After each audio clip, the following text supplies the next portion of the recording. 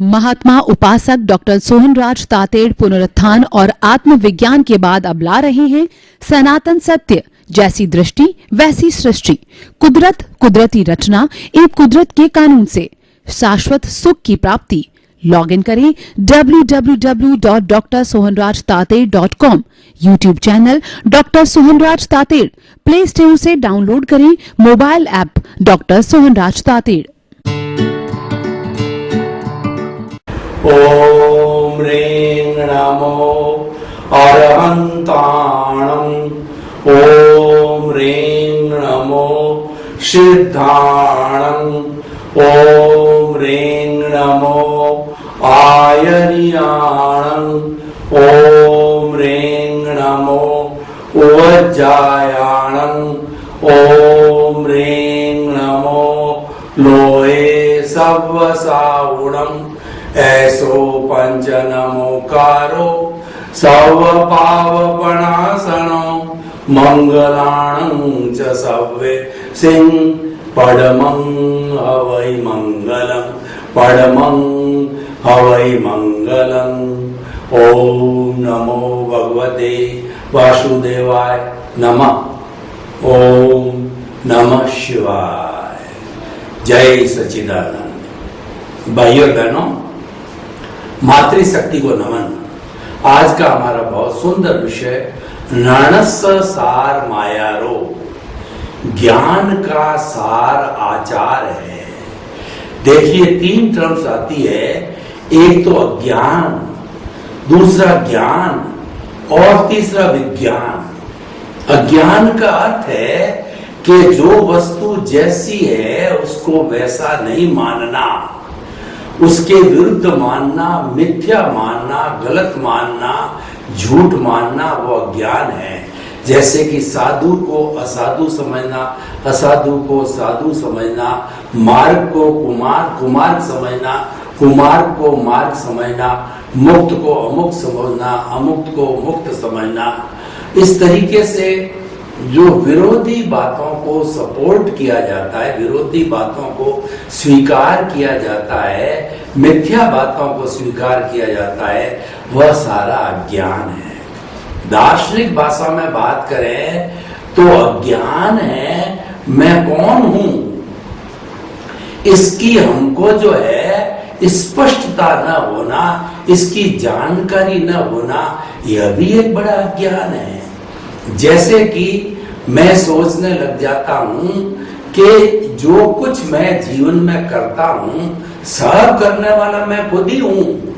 यानी बचपन से लगा करके अगर अपन मृत्यु तक का चित्र खींचे तो जब समझने लग जाते हैं कि धन कमाता हूं वो मैं कमाता हूं, घर बनाया वो मैंने बनाया, बाल बच्चों का पालन पोषण मैं करता हूं, बाल बच्चों को मैंने जो है वह जो पैरों पर खड़ा किया, यह घर मेरा है, ये फैक्ट्री मेरी है, ये धन दौलत मेरी है, और मैं बड़ा लेखक, इंजीनियर, चार्टर्ड अकाउंटेंट, वकील, और जो मैं इतना बड़ा नेता, मेरा इतने जो है संबंध है, सत्ता है, संपत्ति है, सारी चीजों का मालिक खुद को मानना, यानी ऑनरशिप, डूअरशिप जो है, यह भी एक बड़ा अज्ञान है।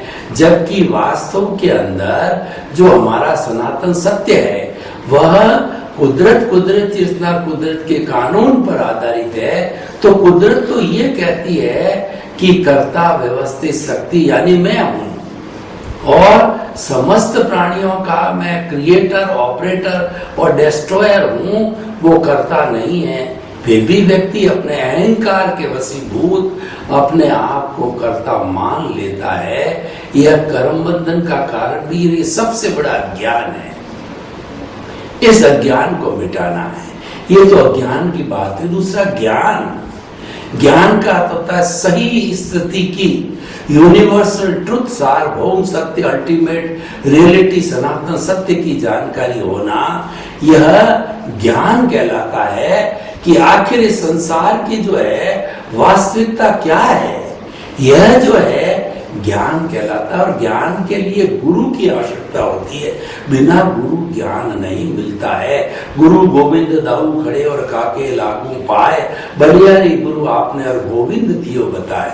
गुरु और गोविंद दोनों खड़े रहते हैं, तो सबसे पहले हम प्रणाम गुरु को करते हैं, क्योंकि गोविंद के ईश्वर के दर्शन कराने वाला गुरु होता है। और गुरु की अगर आप परिभाषा करो तो गु का अर्थ होता है अंधकार, रू का अर्थ दूर करने वाला।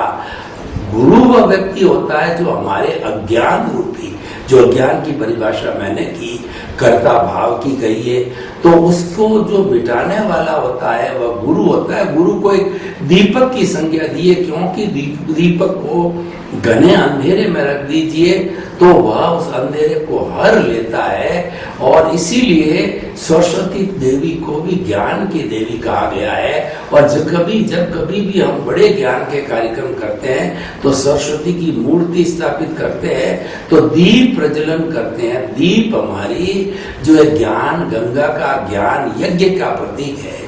तो ज्ञान प्रकाश है, जो अंधेरा है वो अज्ञान है। इस बात में हमें समझना चाहिए, उस अज्ञान रूपी अंधेरे को मिटाना है। ज्ञान के लिए गुरु चाहिए, हमने आपको बताया।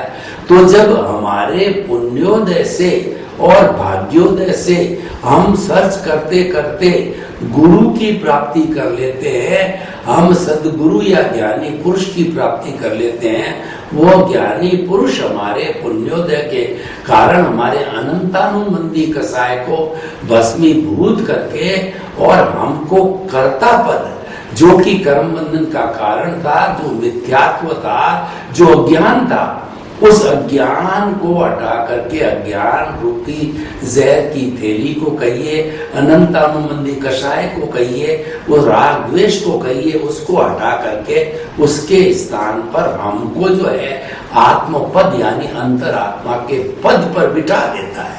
वह तो केवल बिठाने का काम करता है और हमको प्रोसीजर दे देता है कि तुम्हारा जो है, हमने तुम्हें सम्यक दर्शन दे दिया।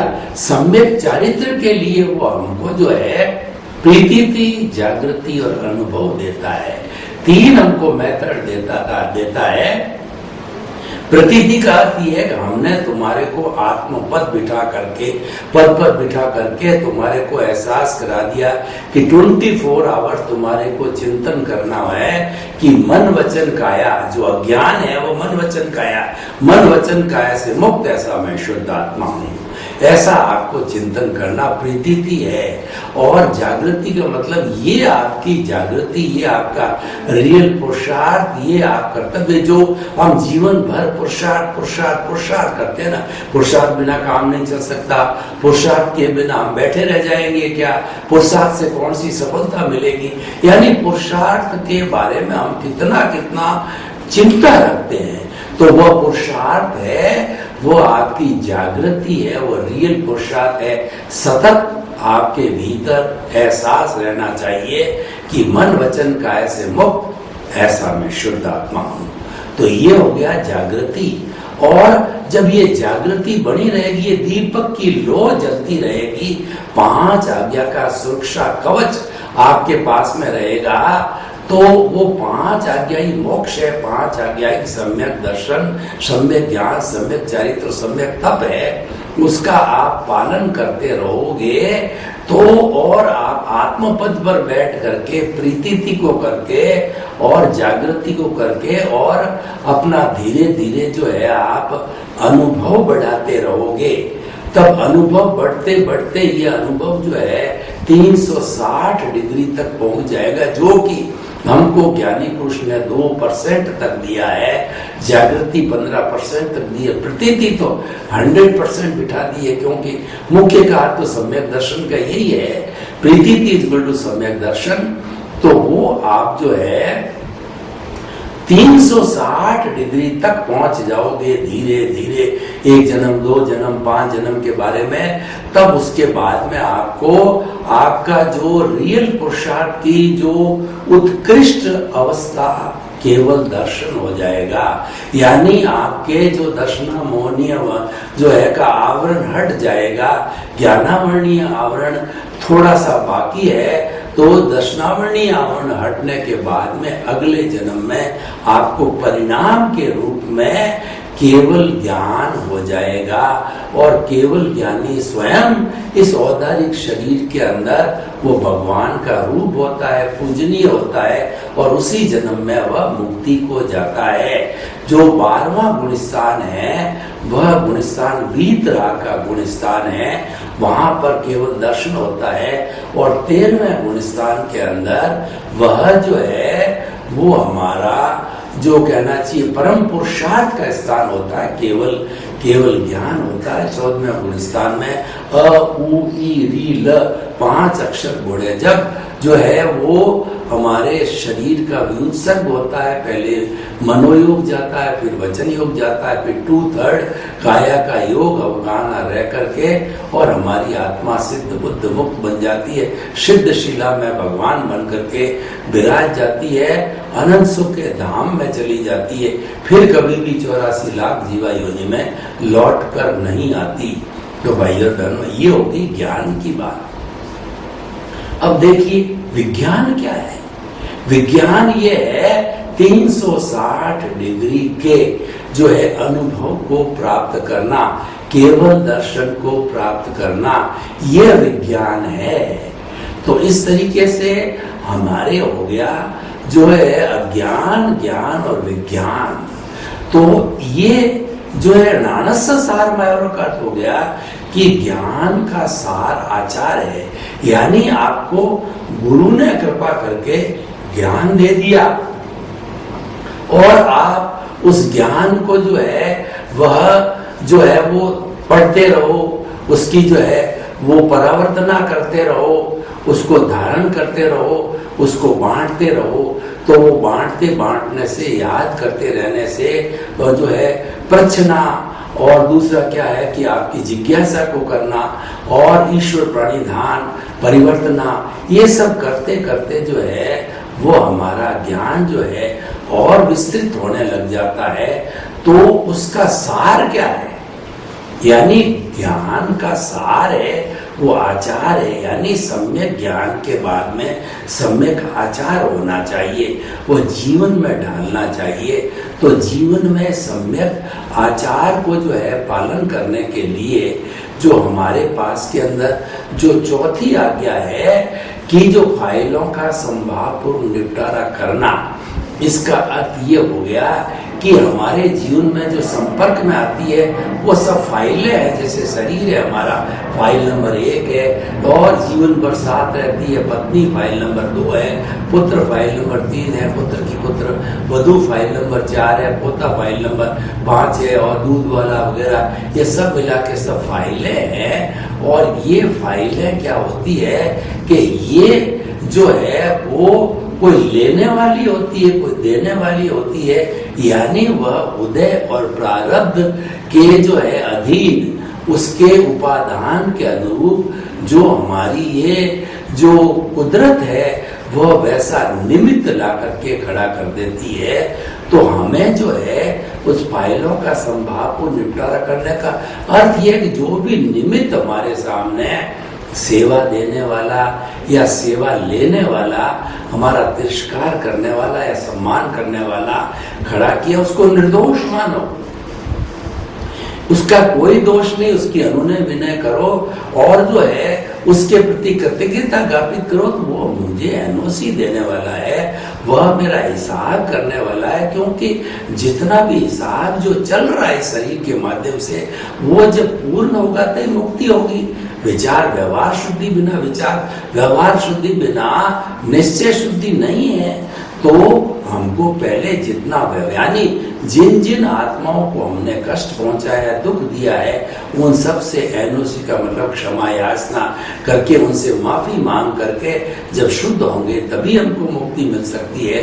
तो इस तरीके से जो है ये हमारा फाइलों का संभावपूर्वक निपटा हो गया। दूसरे अर्थों के अंदर है हमको हर क्षण संभाव बनाए रखना। सर्दी है, गर्मी है, तिरस्कार है, मान है, सम्मान है, और भोजन कम मिला, ज्यादा मिला, स्थान कम मिला, स्थान ज्यादा मिला, आपको सुविधा कम मिली, ज्यादा मिली, कपड़ा कम मिला, ज्यादा मिला, और भोजन जो है अच्छा मिला, भोजन जो है थोड़ा सा कम अच्छा मिला। तो इन सब स्थितियों के अंदर समभाव रखना, उन दोनों को एक सा मानना, वो उसको हम स्थित प्रज्ञ भी कह सकते हैं, प्रज्ञा चक्षु भी कह सकते हैं, कि दोनों स्थितियों को एक मानना, सुख और दुख को एक मानना, कोई भेद न करना। और ये सारा जो है अभ्यास से आता है, ये चारित्र के माध्यम से आता है। इसीलिए इसको सम्यक चारित्र कहा गया है कि आप संभाव रखो, हर परिस्थिति में अपना संभाव रखना चाहिए। ये सामायिक, ये जो है हमारा सम्यक चारित्र है। तो इस तरीके से हम जो है अपने जीवन को सारा कष्ट सहिष्णु बन करके, राग द्वेष को कम करके, जिसको हम कषाय कहते हैं, कॉजल बॉडी कहते हैं, हम लिंग शरीर कहते हैं, कर्म रज कहते हैं, उसको हम धीरे धीरे मिटाते जावे। और भी फाइलों का संभावपूर्ण निपटारा करने के और भी बहुत से जो है कार्य हो सकते हैं कि हम संवर की स्थिति पैदा करें। संवर का अर्थ होता है प्राणी मात्र को कष्ट न देना, और जो दूसरा हमारा कर्म आने का जो द्वार है, जो आश्रव है, जो कि हमारा मिथ्यात्व, अविरति, प्रमाद, कषाय और योग है, उसको बंद कर देना। जो ही हम बंद करते हैं तो संवर की स्थिति आती है, यानी हमने कर्मों के आने को बंद कर दिया तो वह संवर की स्थिति है, और हमने प्राणियों को कष्ट देना बंद कर दिया। अब हमारे भीतर जो जन्म जन्मांतर के बंधे हुए कर्म पड़े हैं, बर्फ की शिला की तरह वह पिघलते रहेंगे, नए भाव पड़ नहीं रहे, हमारे संवर हुआ है। दूसरा क्या, हमारे पास सम्यक दर्शन है, हमको ज्ञान मिला हुआ है। अगर हम पूरा जो है प्रीति, जागृति और अनुभव के आधार पर चलते रहते हैं तो नए भाव नहीं पड़ने से जो है हमारे आगे जो नए जन्म हमारे हमें नहीं करने पड़ेंगे, और हम जो है मुक्ति की अवस्था को कुछ ही भवों में प्राप्त कर सकते हैं। तो ये जो सारा जो ज्ञान का सार आचार है, ये कहा गया। तो हर ज्ञान को जो कि हमें मिलता है उसको आचार में बदलने की कोशिश करो, क्योंकि वो सार की बात है। आचार का मतलब है कि सद ज्ञान को, आत्मज्ञान को जीवन के अंदर लागू करो, और वो हमारे जीवन में उतरना चाहिए, आना चाहिए, हमारे जो है हमारे व्यवहार के अंदर आना चाहिए। तो इस तरीके से जो है ये नानस्थ सार मायारो बहुत सही कहा गया है। और देखिए कि हम थोड़ा और आगे बढ़े तो ज्ञान जो है उसको हम दो भागों के अंदर बांटते हैं। एक तो हमारा रिलेटिव सत्य और दूसरा रियल सत्य। रिलेटिव सत्य है हमारा सारा व्यवहार जगत है, हम उस व्यवहार जगत को इग्नोर नहीं कर सकते। हमारा सनातन सत्य कार्यक्रम है, दोनों जगत को साथ लेकर के चलता है, रियल को, रिलेटिव को। तो रिलेटिव जगत के अंदर आप देखिए कि हम जितना भी कार्य करते हैं तो वहां पर भी हमारे ज्ञान की एप्लीकेशन करें। जो हमको सद ज्ञान मिला है वो हमारे व्यवहार सत्य में भी उतरना चाहिए। इसका अर्थ क्या हुआ कि अगर आप जो है बिजनेसमैन हो तो आप जीवन में नैतिकता को स्थान दो, झूठा माप तोल नहीं करो और लोगों को बराबर तोल के दो, धोखाधड़ी न करो। यानी आप कोई दूसरी देवियों को आप माने या न माने, लेकिन एक नैतिकता की देवी को अगर आपने अपने प्रतिष्ठान में स्थापित कर दिया तो सही मायने में आप धार्मिक हो। धार्मिक का अर्थ केवल ये नहीं है कि आप मंदिर जाते हो, माला पहनते हो, त्याग करते हो, पचकान करते हो, केवल ये परिभाषा नहीं है। लेकिन नैतिक होना भी परिभाषा होती है। जो व्यक्ति नैतिक है वो धार्मिक है, जो व्यक्ति धार्मिक है उसे नैतिक होना चाहिए, क्योंकि वो ज्ञान उसके पास है और ज्ञान का जो सार है वो आचार है। तो कुल मिलाकर के हम जब कभी भी किसी भी लेवल पर ज्ञान लेते हैं तो हमें ये ध्यान रखना चाहिए कि इसको मैं फाइनल स्टेज तक ले जाऊं तो कहाँ तक ले जाऊं, तो वो ले जाना करते वो चरित्र में आनी चाहिए। अब हम जो है रिलेटिव पुरुषार्थ की बात करें, हम जो रिलेटिव पुरुषार्थ कहिए या रिलेटिव सत्य कहिए, वो हमारी खुली आंखों से हम देखते हैं कि खुली आंखों से 5 इंद्रियों से जिस जगत को देखते हैं वो हमारा रिलेटिव पुरुषार्थ है। और उस जगत के अंदर हमें जीवन यापन कैसे करना चाहिए, उसके लिए हमें कि रहो भीतर जियो बाहर। इसका अर्थ ये हुआ कि आपका ये शरीर है, आंखें खुली है, 5 इंद्रियां है, बाल है, बच्चे है, माता है, पिता है, सबके साथ आप अच्छा व्यवहार करो। तो वो लोग सोचेंगे कि फला व्यक्ति तो हमारे साथ जुड़ा हुआ है, लेकिन जो है वो आपका जो संबंध है वह अपने भीतरी जगत, अपने प्रभु के साथ में जुड़ा हुआ होना चाहिए। आपको विधेय बनकर के साधना करती, क्योंकि आप ज्ञानी पुरुष हुए, सारी बाइंडिंग ज्ञान वाले पर आती है। जो अज्ञानी होता है उसकी कोई रिस्पॉन्सिबिलिटी नहीं होती, वो तो अपना एक स्वच्छंद जीवन जीता है, वो चाहे जैसे जीता है। लेकिन ज्ञान आते ही जो है उसकी एप्लीकेशन आचार में करना, उसके जीवन में डालना जरूरी हो जाता है, वरना उस ज्ञान का कोई मोल नहीं है और हम उसको जीवन में नहीं डालेंगे तो वो भी धीरे धीरे एक अज्ञान का रूप ले लेता है। तो आप देखिए व्यवहार जगत के अंदर हमारा जीवन कैसा होना चाहिए। व्यवहार जगत के अंदर अगर हम इंसान हैं तो हम ये सोचें कि हमको इंसान का जीवन कैसे मिला। मनुष्य गति है वो सरलता से मिलती है, वो जो है वो कुटिलता उसमें नहीं होनी चाहिए और लोगों के प्रति सहानुभूति, दया, करुणा की भावना उसमें होनी चाहिए, जिसको इंसानियत कहते हैं। जिसमें इंसानियत होती है और वो इंसानियत के गुणों का पालन करता है, उसको मानव जीवन मिलता है। तो जब हमने मानव जीवन प्राप्त किया तो किस रूप में प्राप्त किया? सरलता से, करुणा से, दया से।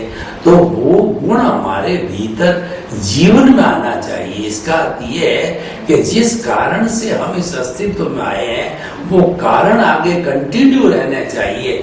अगर हम उन कारणों को कंटिन्यू नहीं रखते हैं, इसका मतलब हमारा अगला बंधन है वह और गति के अंदर होने की पूरी संभावना होती है। अगर हम उस ज्ञान को आचार में बदल देते हैं तो फिर हमारी अशुभ गति नहीं हो सकती है, क्योंकि आचार से ही गति का निर्माण होता है। तो देखिए भाई और बहनों कि जो कुछ भी जो है सीखा जाए, चाहे आप रिलेटिव ट्रूथ से सीखो, चाहे रियल पुरुषार्थ से सीखो, दोनों ही कंडीशन के अंदर वह जीवन में डलना चाहिए। और जीवन की हमने बात की, विधेय की बात की हमने, हम कमलवत जीवन भी जी सकते हैं कि जग माही ऐसो रहो जो अंबुज सरमाही, रहे नीर के आश्रय पर जल छुवत नाही। यानी दुनिया के अंदर ऐसे रहो जैसे कि कमल का फूल होता है। कमल हमेशा वो सूर्यानुमुखी होता है, उसका मुंह ऊपर की ओर रहता है। वो सोचता है मैं कीचड़ से बिल्कुल भिन्न हूँ, कीचड़ सोचता है उसकी डंठल कहिए, उसकी जड़ कहिए, वो जो है वो कीचड़ में होती है, सोचता हो तो हमारे साथ ही है। तो इसीलिए हम संसार के सारे कार्य करें और करने पड़ेंगे, लेकिन करते करते हमारे भीतर जो सोच होनी चाहिए, क्योंकि हम आत्मपद पर है और उसके साथ साथ में ज्ञान का हमने उपयोग जो आचार में किया है, यानी हमने प्रज्ञा को जागृत किया है और हम जो है वह दृष्टि विज्ञान करने लग गए, हम ज्ञाता दृष्टा बन गए हैं। तो यानी हमारी वर्किंग चेंज हो गई है। जो ज्ञानी की और अज्ञानी की वर्किंग है उसमें रात दिन का फर्क है। अज्ञान में स्वच्छता होती है, eat drink and B Mary, 5 जो आज्ञा का जितना भी मानन भोग सके भोगे या ना भोगे। देखिए, अज्ञानता की सुपर सीमा आपको बताना चाहता हूँ। एक चारवाक दर्शन है, वो ये बताता है कि जिस तरीके से हम जो है शराब बनाते हैं, गेहूं है, जौ है, गुड़ है इत्यादि कुछ चीजों को जमीन के अंदर गहरा गाड़ करके सड़ाते हैं, तो उस सड़ान से उसमें मादकता पैदा हो जाती है। हमने मादकता को पैदा करने के लिए वह शरान नहीं की है। शराब बनाते समय वो मादकता उसमें अपने आप आ जाती है। तो इसी आधार पर जो चारवाक दर्शन कहता है कि ये 5 भूत, पृथ्वी, जल, अग्नि, वायु और आकाश, 5 भूत से जब शरीर बनता है, तो जैसे शराब को बनाते समय मादकता के लिए ध्यान नहीं दिया जाता है, मादकता ऑटोमेटिकली आ जाती है, तो इस शरीर में भी चेतना अपने आप पैदा हो जाती है। शरीर के जाने के बाद ना तो इसमें चेतना रहती है, न पहले चेतना थी, यानी वो चेतना को स्थायी तत्व नहीं मानते हैं, वह शरीर का ही एक उपजीवी रूप में मानते हैं। तो जब ऐसा लोग चिंतन करते हैं तो वहां पर तो ज्ञान आचार की कोई बात ही नहीं होती है, क्योंकि नाणस्य सार मायारो, ज्ञान, अज्ञान और विज्ञान ये सब चीजें किस पर लागू होती है? जब हम चेतन तत्व को माने। क्योंकि जो 5 तत्व है हमारे, जो कि अजीव है और गति सहायक, स्थिति सहायक, समय और आकाश है, ये तो जो वैज्ञानिक लोग हैं जो भौतिक जगत पर काम करते हैं, भौतिक लेबोरेटरी में काम करके सत्य का अन्वेषण करते हैं, वो मानते हैं। और अध्यात्म विज्ञान भी इनको मानता है, लेकिन वो उसका अधूरा पार्ट है। अध्यात्म विज्ञान उसके साथ में आत्मा को, चेतना को जोड़ता है, और वह चेतना ज्ञान दर्शन वाली है। जब हमारे चेतना को हम अकाउंट में लाते हैं, आत्मा को, तब प्रश्न पुनर्जन्म का और आत्मवाद, कर्तृत्ववाद और जो है वो कर्मवाद, और उसके साथ साथ के अंदर कर्मों की 10 प्रकृतियां और पुनर्जन्म, बहुत सी बातें, पूरा जितना भी धार्मिक ग्रंथ है उससे भरे पड़े हैं। तो वो ग्रंथों की सीमा कहां से प्रारंभ होती है? जहां हम आत्मा को स्वीकार करते हैं, और जो आत्मा को स्वीकार नहीं करते हैं वो ग्रंथ उनके काम के नहीं हैं। तो नाणस्य सार मायारो, अगर हम आत्मा को स्वीकार करें, यानी उसके ज्ञान दर्शन स्वरूप को स्वीकार करते हैं, तब ये नियम उस पर लागू होता है। तो इसीलिए ये बहुत ही सुंदर हमारा जो कहना चाहिए आगमों का सूत्र है कि जहाँ जहाँ से भी ज्ञान मिले उसको आचार के अंदर लागू करो, उसको जो है चारित्र के अंदर ढालो। क्योंकि चारित्र के लिए कहा गया है कि if wealth is lost nothing is lost, if health is lost something is lost, and if character is lost everything is lost. यानी हमारी भारतीय संस्कृति आचार प्रधान संस्कृति है। अगर आपका आचार कुछ नहीं है तो आप शून्य हो, आप जीरो हो। और चाहे आपके पास में ज्ञान थोड़ा कम है, दर्शन थोड़ा कम है और शिक्षा कम है, लेकिन आज आपका आचार प्रबल है तो आप पूजनीय हो जाते हो। हम देखिए कि जो साधु सन्यासियों की बात करें तो सभी का ज्ञान एक लेवल का नहीं होता है, लेकिन जिनके चारित्र बल मजबूत होता है वह पूजनीय, वंदनीय, स्तुत्य साधु होते हैं। क्योंकि सार की चीज होती, आचार होती है।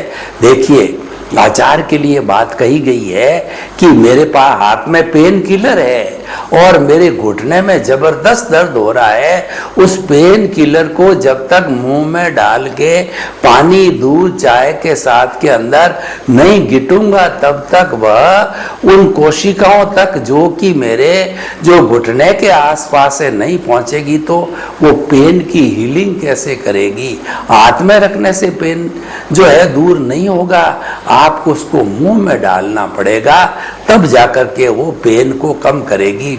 उसी तरीके से ज्ञान आपने ले लिया, सीख लिया, पढ़ने में, लिखने में, बोलने में और समझाने में सब कुछ आपने महारत हासिल कर ली है, लेकिन जब तक वो चरित्र में नहीं ढलता है उसका बहुत ज़्यादा उपयोग नहीं है। इसीलिए जितना भी ज्ञान है उसको जीवन के अंदर डालने की कोशिश करना चाहिए। इसका अर्थ क्या हुआ कि हमको इंट्यूशनल बनना चाहिए। जो लोग ज्ञानी आजकल पढ़ाई लिखाई करके बड़ी बड़ी graduation, post graduation, doctorate, post doctorate की डिग्री लेते हैं और डिग्री लेकर के जो जो ज्ञान वो प्राप्त करते हैं उसको जीवन में नहीं उतारते हैं तो वो मात्र विद्वान होते हैं, लेकिन जीवन में उतार लेते हैं तो वो पंडित बन जाते हैं, वो इंट्यूशनल बन जाते हैं, और नहीं उतारते तो इंटेलेक्चुअल केवल विद्वान तक ही सीमित रह जाते हैं। इसीलिए हमें जो है इस ज्ञान का बहुत अच्छा उपयोग करना है तो इसको चरित्र के अंदर डालो, एक्शन के अंदर लाओ, इसको काम में लाओ, और इसको जो है वो खाली थ्योरी तक सीमित मत रखो। तो अब देखिए हमने जो है अज्ञान, ज्ञान और विज्ञान की बात कही है, तो हमारा जो चारित्र में ढालना है वह विज्ञान की परिभाषा में आता है। विज्ञान किसे कहते हैं? किसी वस्तु के व्यवस्थित ज्ञान को विज्ञान कहा जाता है, यानी व्यवस्थित ज्ञान। व्यवस्थित ज्ञान कौन सा होता है कि जो जीवन में डाल दिया जाता है। अतः हमें जितना भी ज्ञान जहाँ से भी मिले उस ज्ञान को जीवन में, चरित्र में डालना चाहिए। सर्वे भवन्तु सुखिनः, सर्वे सन्तु निरामया। लोक के सब जीवों को सुख मिले, शांति मिले, आनंद मिले, प्रेम मिले, सौहार्द मिले, सभी हिल मिलकर भाईचारे से, भातृत्व भाव से हम हमारे देश के अंदर, विश्व में वसुधैव कुटुम्बकम बनावे। आपके प्रति मंगल भावना। ओम शांति, ओम शांति। महात्मा उपासक डॉक्टर सोहनराज तातेड़ पुनरुत्थान और आत्मविज्ञान के बाद अब ला रहे हैं सनातन सत्य, जैसी दृष्टि वैसी सृष्टि, कुदरत, कुदरती रचना एवं कुदरत के कानून से शाश्वत सुख की प्राप्ति। लॉग इन करें www.drsohanrajtated.com। YouTube channel doctor Sohanraj Tated, play store से डाउनलोड करें mobile app doctor Sohanraj Tated.